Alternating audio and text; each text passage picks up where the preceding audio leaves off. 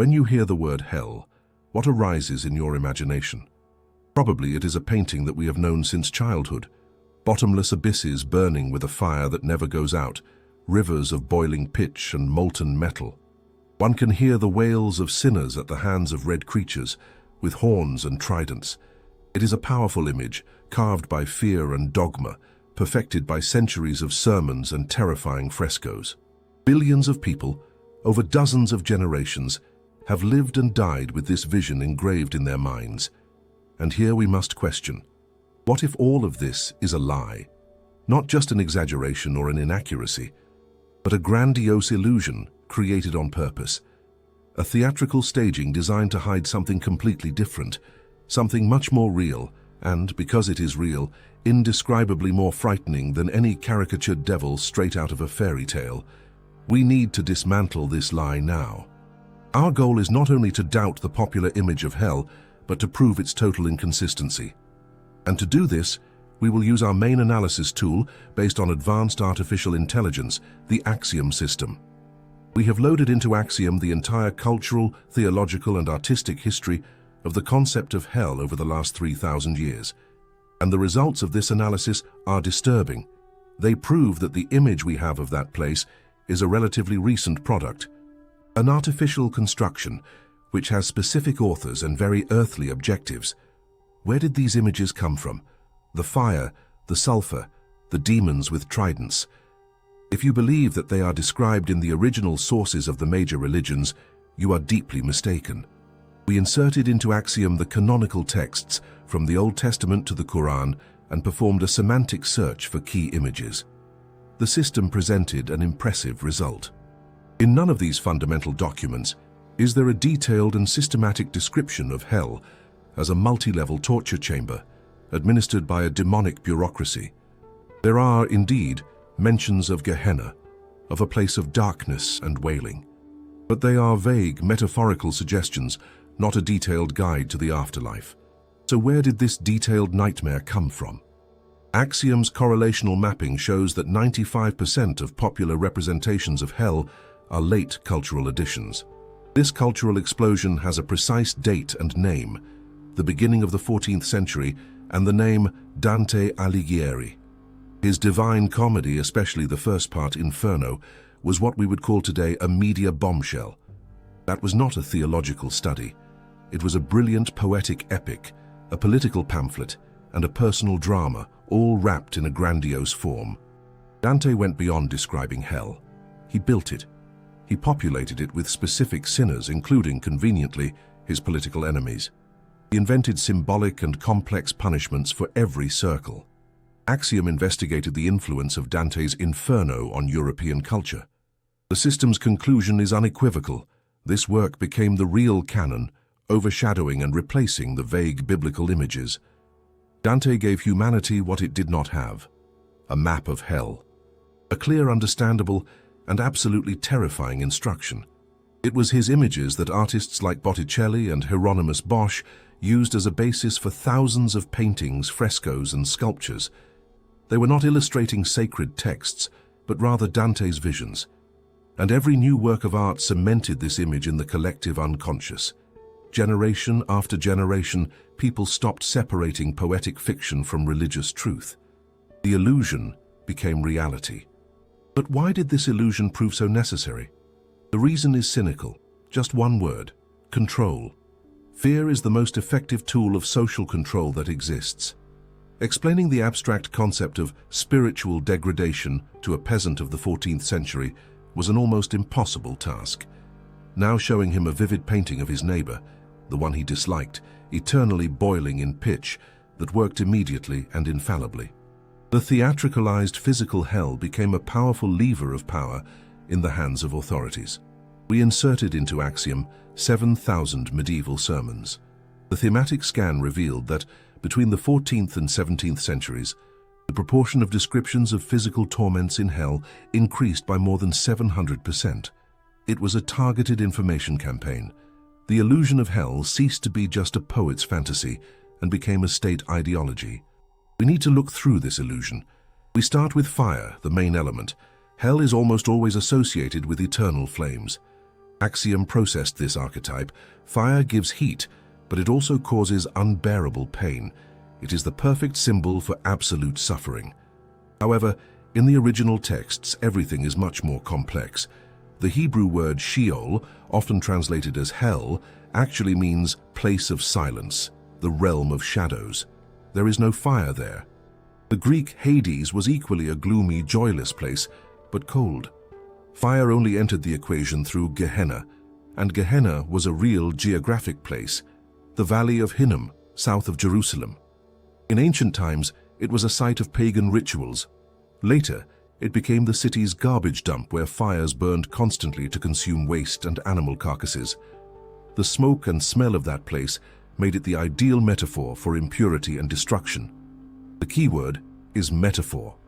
But human consciousness, in its laziness, took the metaphor and interpreted it literally. The Jerusalem dump grew in the imagination until it became the universal furnace.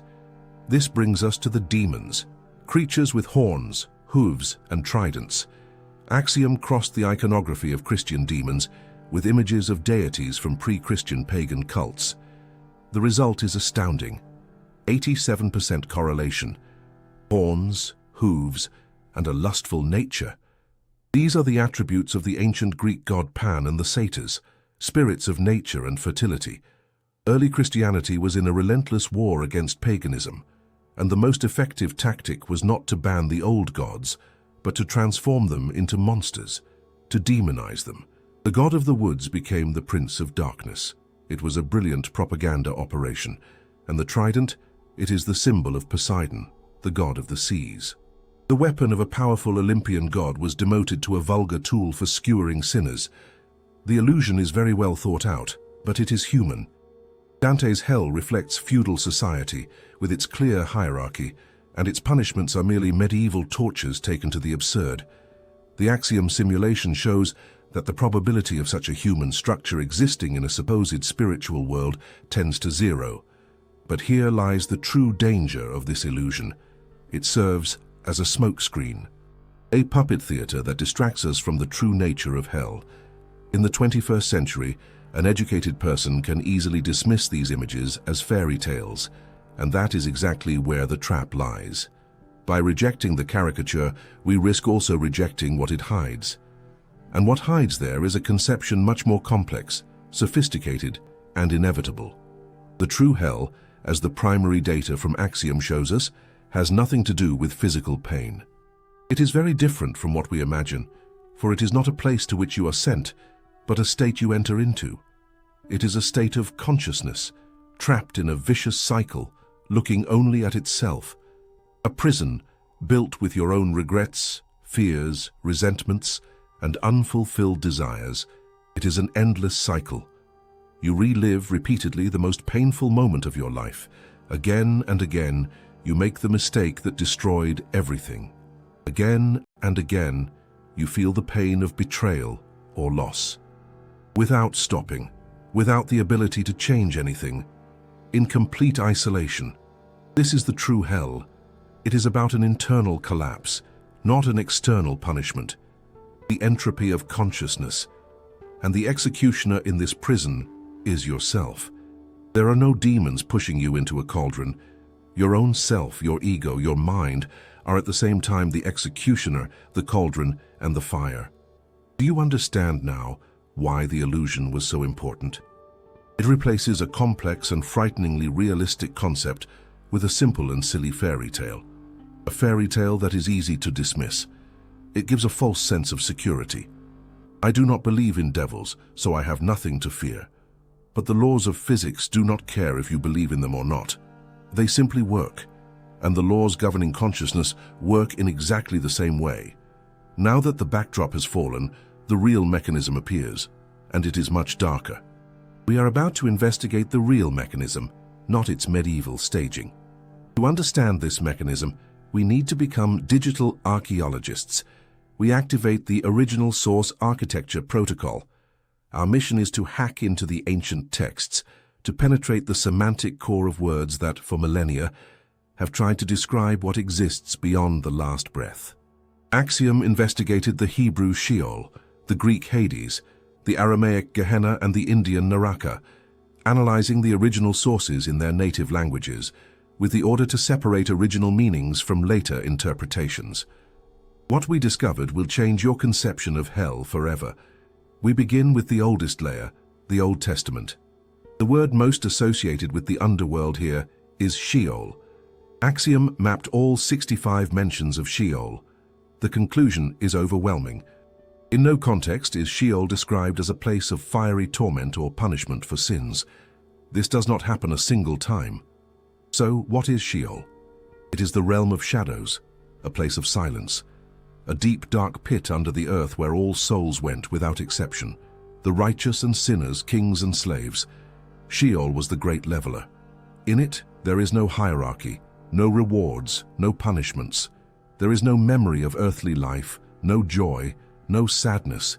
It is anti-life, a state of total informational vacuum where personality fades away. The fear of Sheol was not the fear of pain, but the fear of final disappearance. Now, let us go to the ancient world, Greece.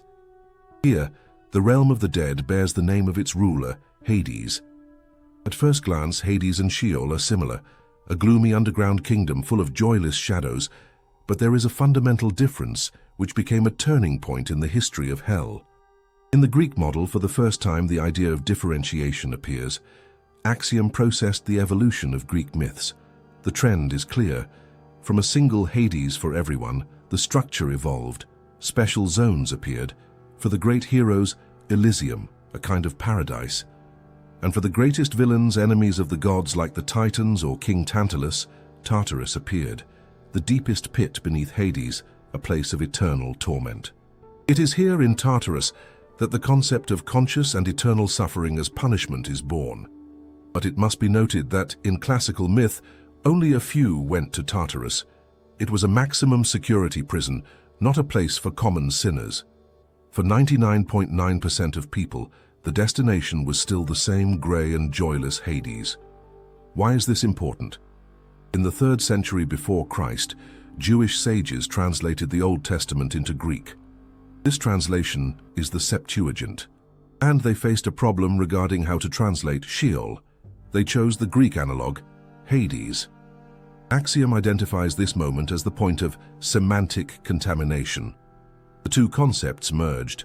Sheol, neutral and unique for everyone, was tainted with the dark tones of Hades and, most importantly, absorbed the idea of the possibility of punishment in a special zone, Tartarus.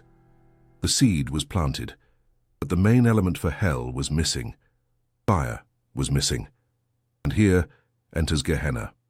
Remember that Gehenna was a real place, the Valley of Hinnom, the garbage dump of Jerusalem.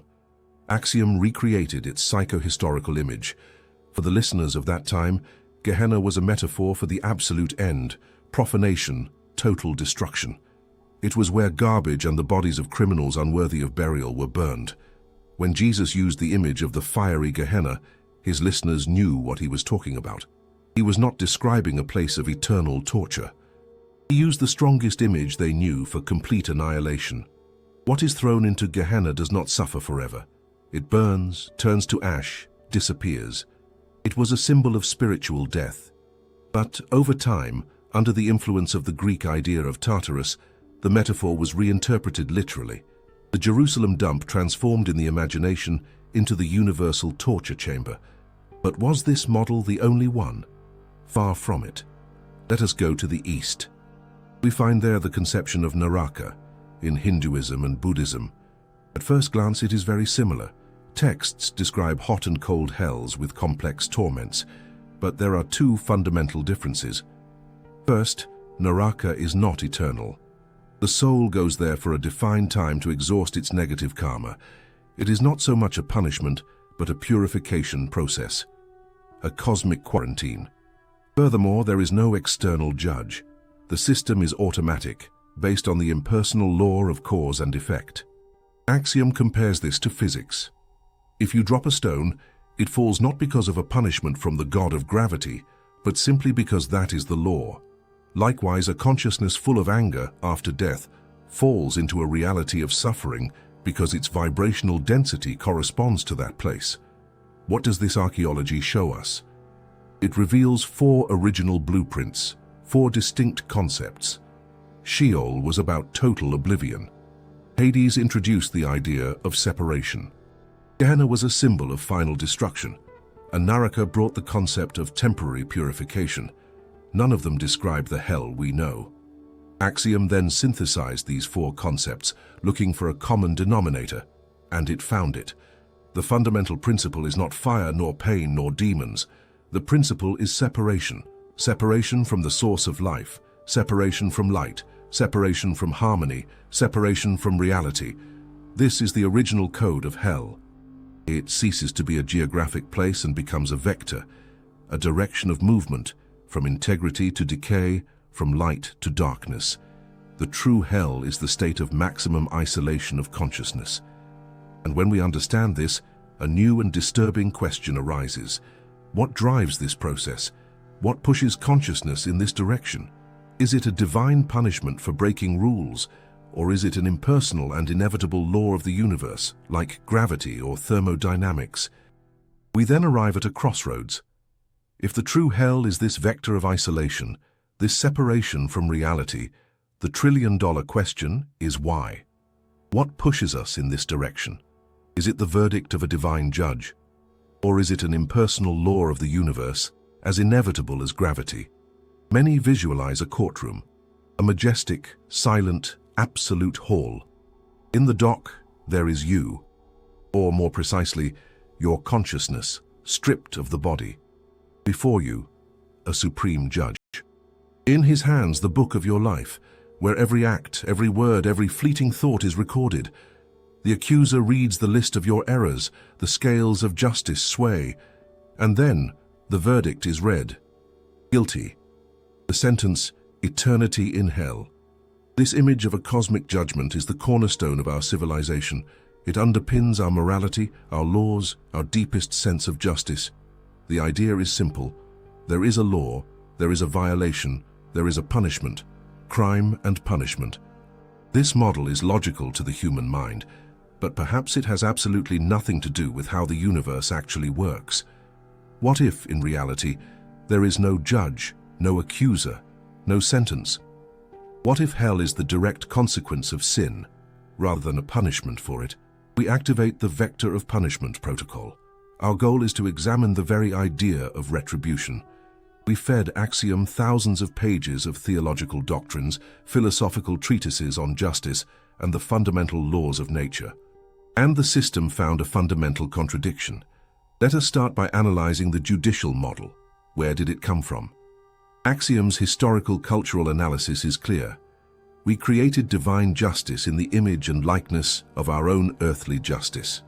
Our God-judge is a projection of our king, our pharaoh, our emperor, an all-powerful ruler who establishes laws and punishes those who disobey them. This model was effective for managing society. It transferred authority from earthly power to the heavens, making it absolute. But despite its social effectiveness, this model crumbles under rigorous logical analysis. The problem begins with proportion. A finite crime against an infinite punishment. A person lives 80 years.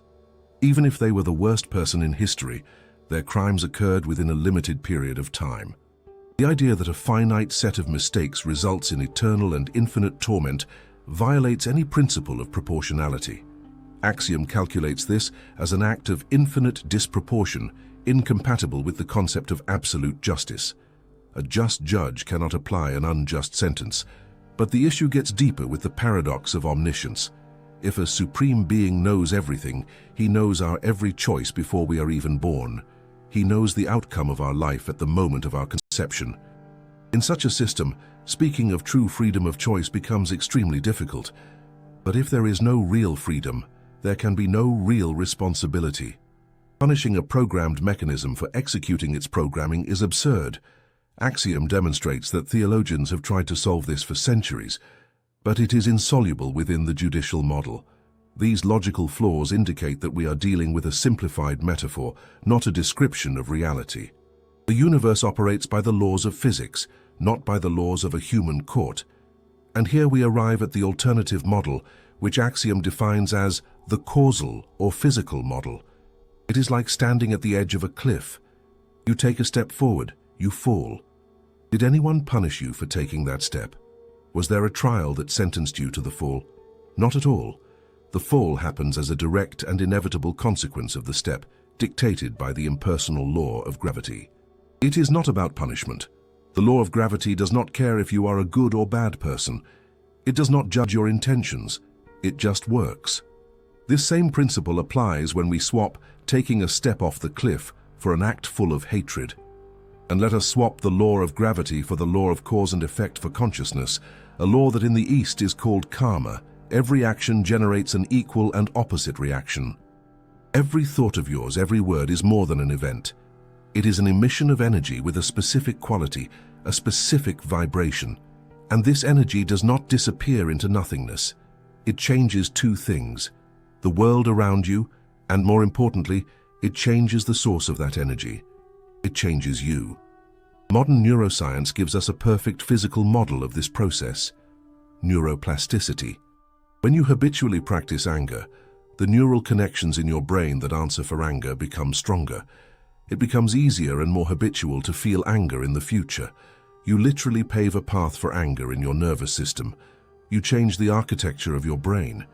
You literally transform into anger itself. What happens is the direct physiological result of anger, not a punishment for it. Axiom simulated this principle, extrapolating it beyond the physical body. If consciousness survives the brain, it maintains its structure, its habits, its paved paths. A consciousness that has spent a lifetime cultivating hatred, envy, and fear is not sent to a place full of these energies because it becomes that place itself. This is hell, which functions as an internal self-sustaining system operating by its own laws and not as an external prison. In this model, the very meaning of sin changes. Instead of being the violation of an item in a divine penal code, sin is an action that harms first and foremost the one who practices it. It is a spiritual poison. When you take poison, your subsequent suffering is the direct biochemical consequence of your act and not a punishment. Similarly, hatred, lies, cruelty are poisons for consciousness. They destroy its structure. Hell is simply the chronic stage of this self-poisoning. We have destroyed the idea of external punishment. We replaced it with the idea of internal consequence. But this generates a new and even deeper question. If hell is a self-sustaining state of consciousness, trapped in suffering, what exactly is the nature of this suffering? If there is no physical fire nor demons, what exactly torments the soul? What does this internal collapse actually feel like? So far, we have dealt with abstraction. We dismantled the judicial model and replaced it with a model of spiritual physics. But this is still a theory. What does this internal collapse feel like? If there is no fire, what exactly burns? If there are no demons, what exactly torments? We have to go beyond theoretical models and enter direct phenomenological experience. We need to understand what this suffering is made of. For this, we activate the most complex protocol yet, the psychomatrix of suffering. Our task is to simulate the internal experience of a consciousness that has fallen into the trap of itself. Axiom processed a gigantic data set, from clinical studies on trauma and intrusive memories to mystical descriptions of the dark night of the soul. The system searched for universal patterns of suffering and extrapolated them to infinity. For a consciousness without a body, there is no difference between a real event and the memory of it. For us, the living, a memory is a pale copy of reality. We can remember the pain of a burn, but we do not feel it with the same intensity. It is a defense mechanism of our brain. But what happens when this mechanism is gone? Axiom's simulation of a consciousness without brain filters is clear. In this state, the memory is relived with the same intensity, or perhaps even greater, than the original event. Information becomes reality. Consciousness after death is an archive, the library of your entire life. But there is no order in this library. All the books are open at the same time. And the brightest moments, the most emotionally charged ones, especially the negative ones, shine like neon signs. The moment you betrayed a friend, the moment you lied, and it ruined someone's life, the moment your cruelty or indifference led to irreparable consequences. In life you could distract yourself, you could forget, drown out these memories with work, entertainment, alcohol. But now, there is nowhere to distract yourself. There is nothing but consciousness itself. And it is forced to watch. This is the first phase of hell, which Axiom defines as the total review, but you are not a mere spectator. You are a participant. And here happens the second phase, the most frightening one. You begin to fully feel the pain you caused others. It is the empathic feedback. In life, our ego serves as a powerful shield, blocking this feeling. But now the ego, without its bodily support, dissolves.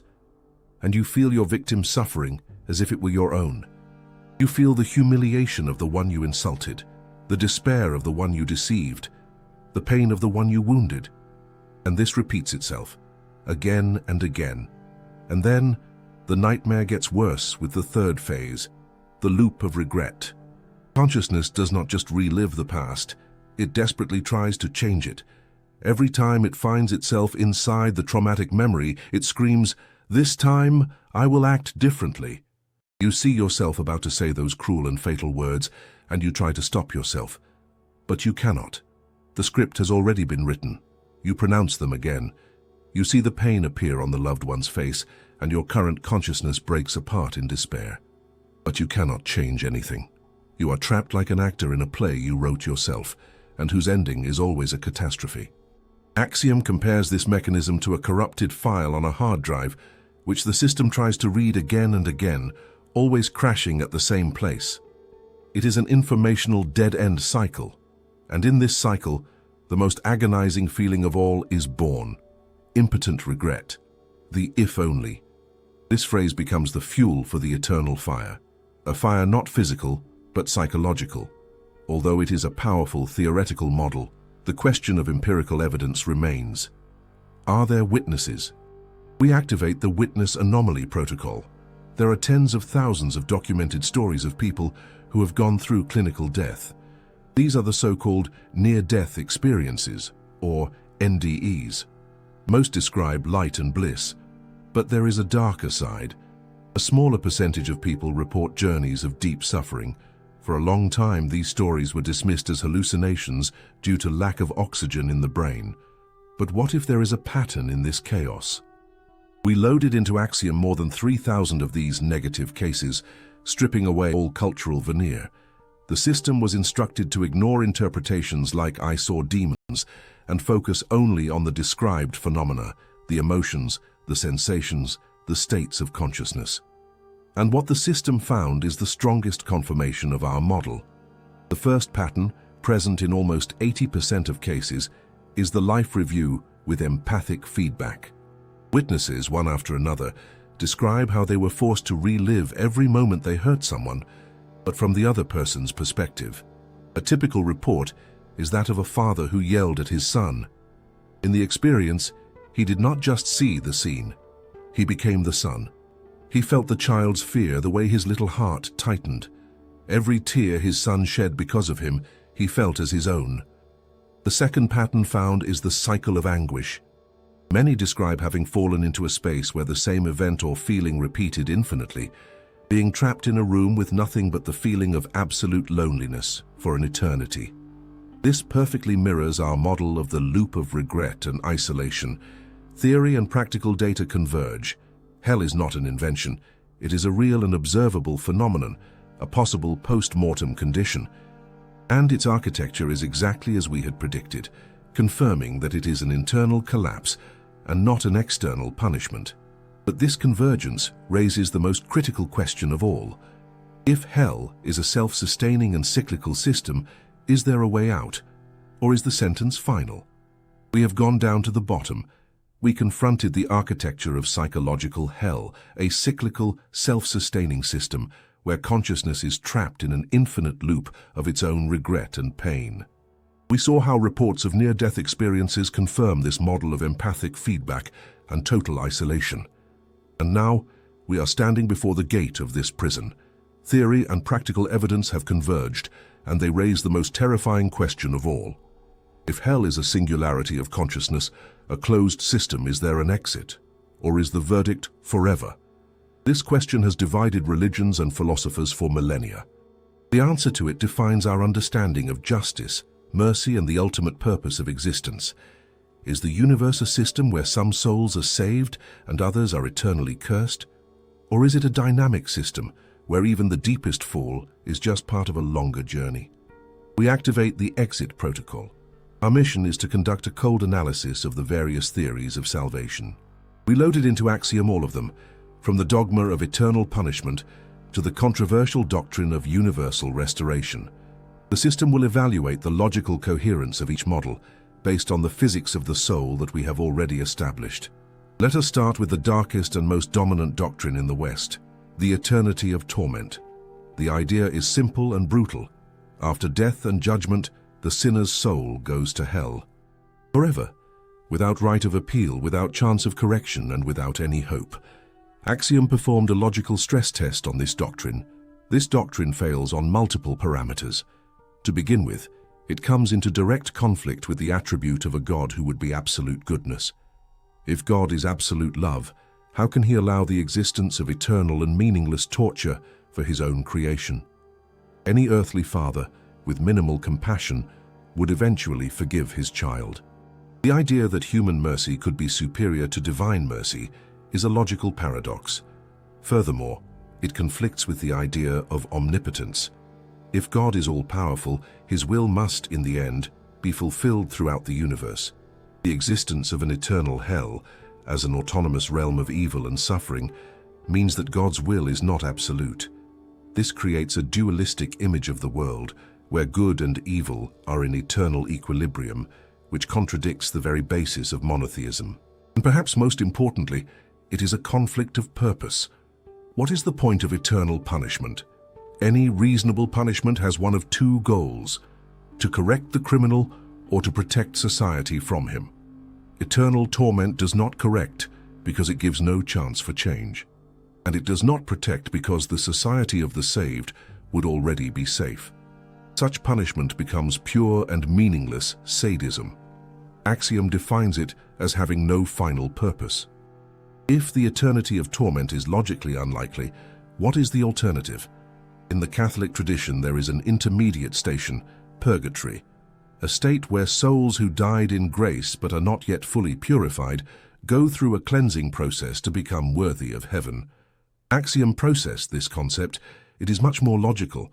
First, it introduces the idea of a process, not a static sentence.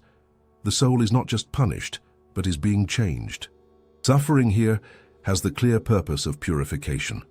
This fits perfectly into our physical model, where hell is a state caused by internal toxins of consciousness.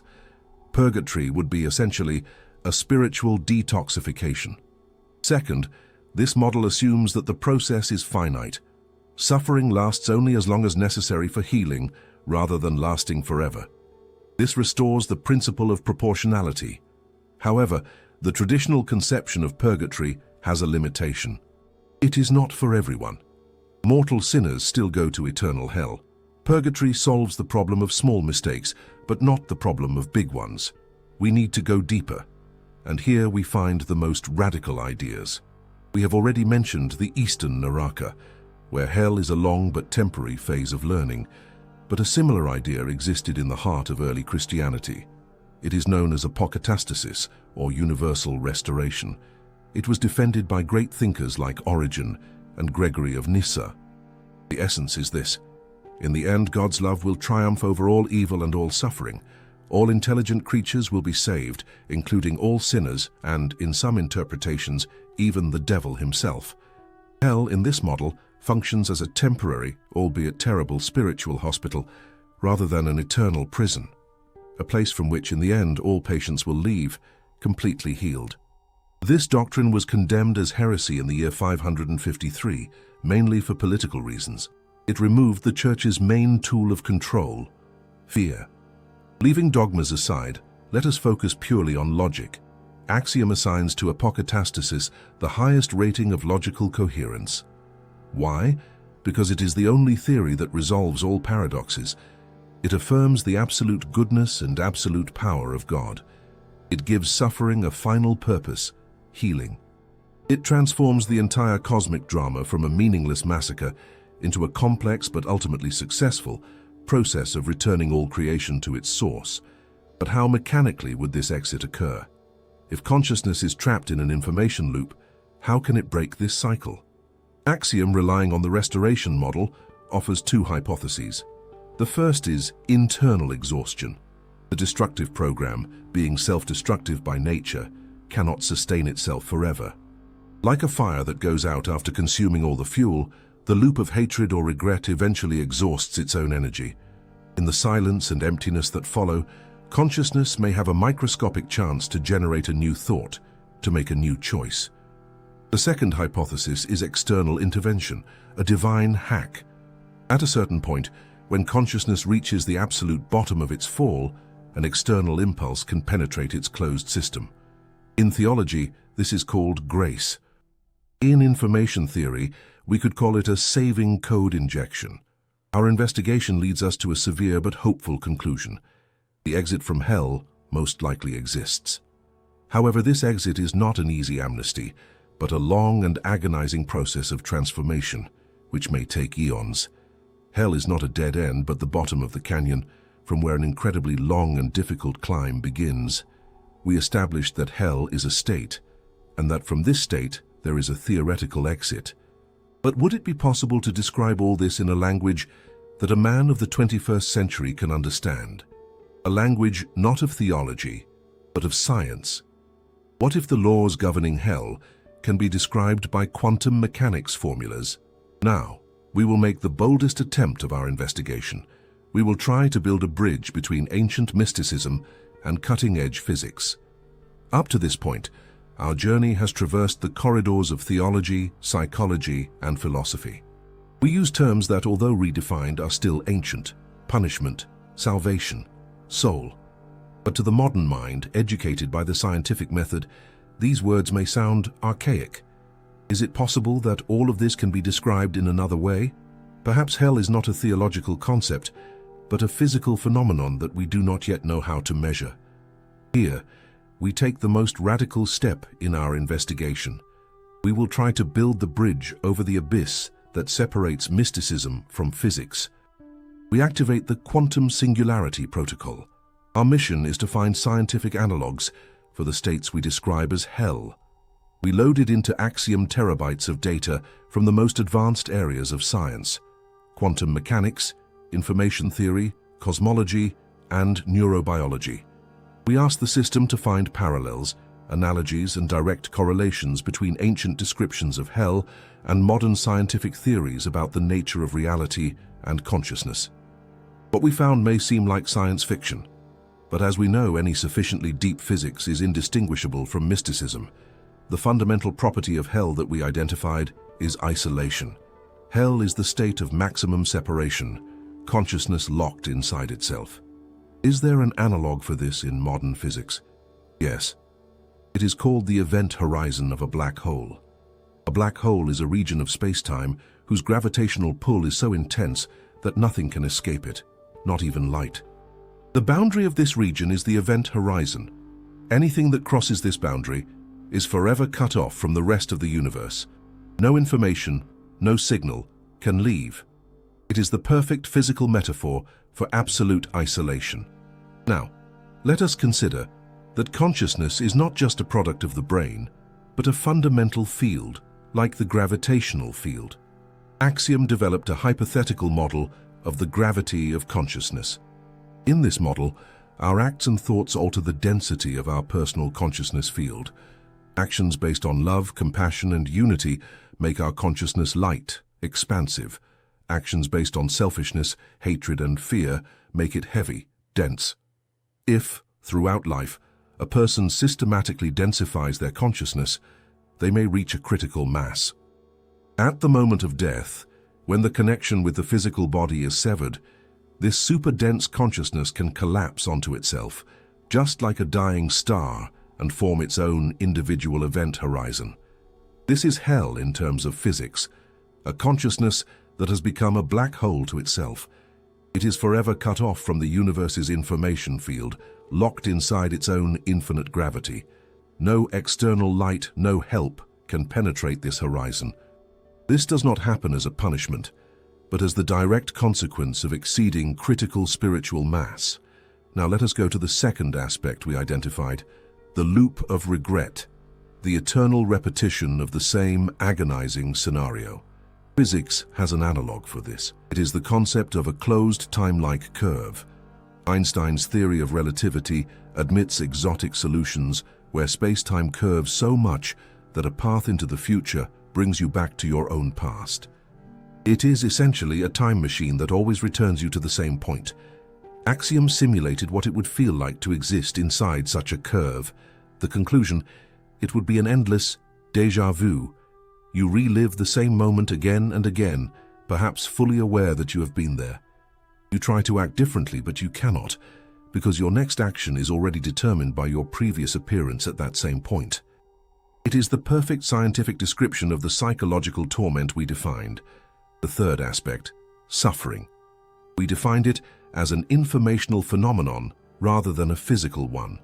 Modern information theory gives us a powerful tool to describe it: entropy.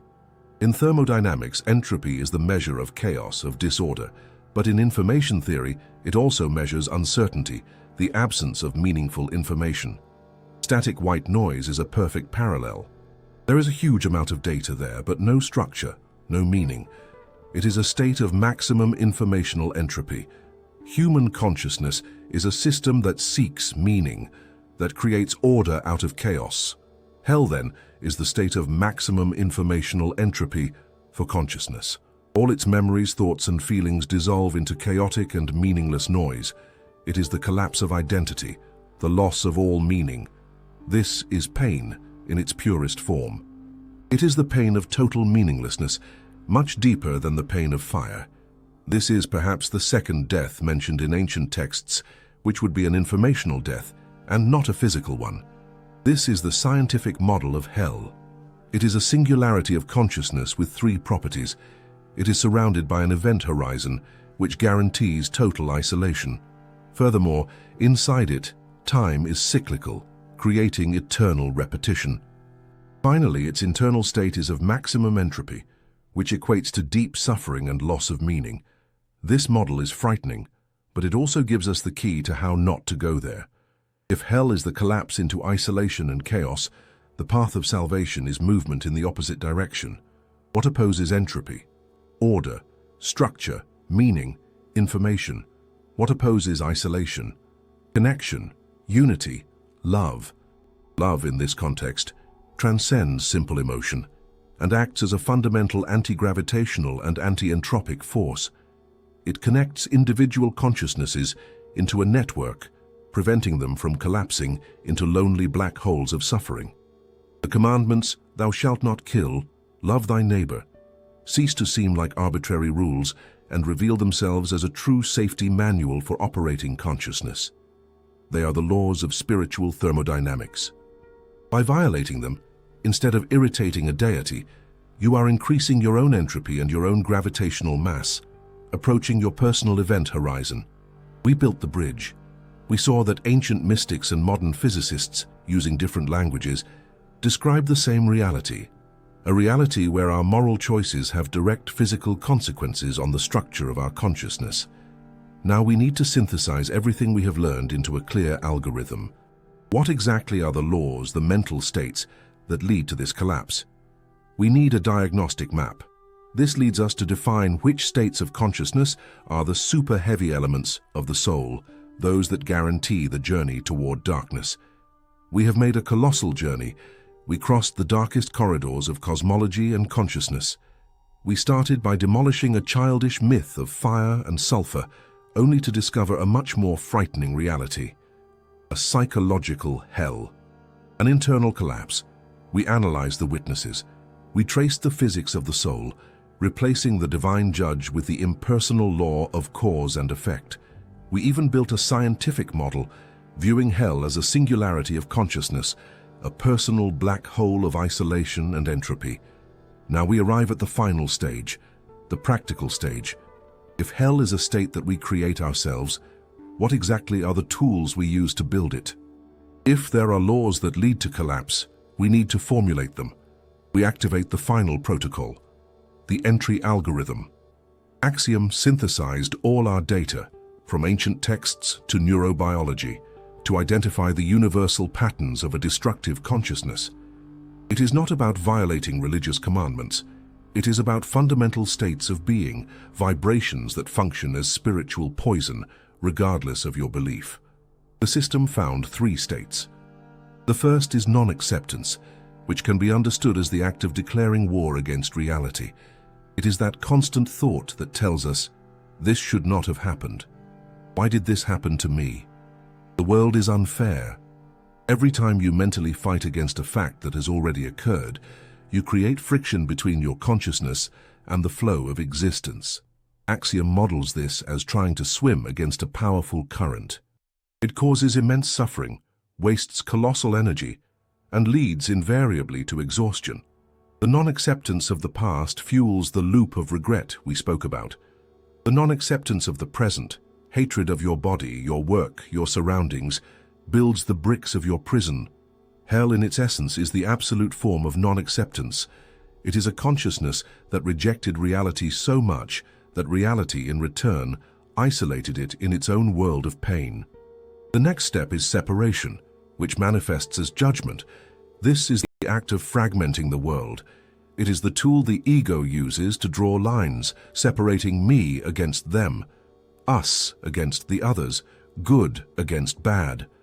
Every time you feel superior to someone, you are separating yourself. Every time you hate a group, you are separating yourself. Every time you judge and condemn, you are building a wall. Why is this a direct path to hell? Because hell is the state of absolute separation.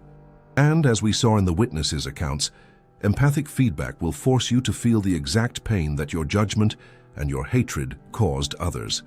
And it all ends in fear. Fear is more than an emotion, it is a state of contraction. Axiom shows that 99% of our fears are ghosts. We fear what happened in the past, which is a form of non-acceptance. Or we fear what might happen in the future, which is an escape from the present. Fear is what compresses consciousness, makes it dense and small, preparing it for collapse. Non-acceptance, separation, and fear. These are the 3 components. They work together. Non-acceptance of reality generates fear. Fear makes us judge and separate ourselves from others to feel safe. It is the vicious cycle that builds the prison, brick by brick, here and now. But if this is the diagnosis, what is the cure? If there is an entry algorithm, there must be an exit instruction. We activate the salvation instruction protocol.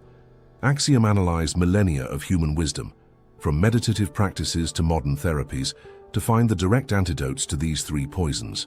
The antidote to non-acceptance is radical acceptance, which should not be confused with passivity. It does not mean you have to like what happened. It means you stop fighting an impossible war against reality. You accept the fact of what happened. Stop wasting energy fighting the past, and release that energy to act constructively in the present. The antidote to separation is active compassion, which goes beyond passive pity. It is the deliberate act of trying to understand the other's pain. It is the effort to see the human being behind the label, even in the one you consider your enemy. Every small act of kindness, of active listening, of empathy, dissolves a brick from the ego's wall. It is the most powerful technology to break the illusion of isolation, and the antidote to fear is conscious presence. The practice of anchoring your mind in the here and now. You cannot be afraid when you are totally focused on your breathing, on what you are doing in this exact second. Conscious presence takes power away from the ghosts of the past and the projections of the future. It expands consciousness instead of contracting it. Acceptance, compassion, presence. This is the work. This is the instruction. And this leads us to the final revelation. Axiom processed everything we learned, and the conclusion is shockingly simple. Hell is the eternal, impartial, and perfect reflection of your own consciousness. The universe functions like a mirror, for it only reflects you without judging. If you project anger, judgment, and fear into the mirror of existence, the mirror reflects back to you a universe of anger, judgment, and fear. The torment seems eternal because if you stand in front of the mirror making a face of pain forever, the mirror will reflect that face forever. To change the reflection, you must change the face. This instruction is, in practice, a guide on how to change the expression of your spiritual face. Radical acceptance relaxes the muscles of your consciousness. Active compassion projects light toward the mirror instead of darkness. Conscious presence cleans the mirror of ghosts. Hell is not therefore something created to punish us. We realize then that we ourselves are its architects. We carry its blueprint inside us. Every thought of hatred, every word of judgment is a stroke we add to this design. And one day, when the curtain of life falls, we will be left alone with our reflection. If you liked this investigation, subscribing to the channel helps us expand the Axiom Investigation project. We would love to read your thoughts on the video's subject in the comments and your suggestion for the next topic to be covered. Tell us which city you are watching from. Thank you for staying with us until the end.